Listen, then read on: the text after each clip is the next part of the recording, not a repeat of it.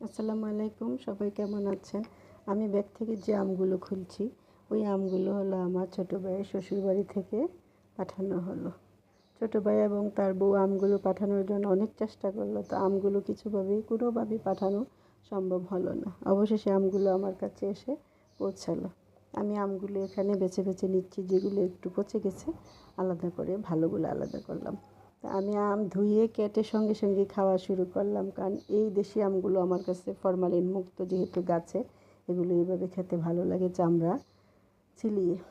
আর অন্য আম কেটে কাঁটা চামচ দিয়ে খাওয়া যায়, কিন্তু এগুলো এভাবেই খেতে ভালো লাগে। আর আমগুলো আমি কেটে চুলে খাচ্ছি, আর শৈশবের স্মৃতিতে ফিরে গেলাম। ঝড় এলে আগে আমরা কাজিনরা সবাই আম গাছের নিচে দাঁড়িয়ে আমরা দোয়া করতাম, ঝড় এলো এলো জোর আম পড় জাম পড়। আরেকটা ছড়া ছিল, ওইটা খুব ভালো লাগতো, ঝড়ের দিনে মামার দেশে আম কুড়াতে সুখ, পাকা জামে মধুর রসে রঙিন করি মুখ।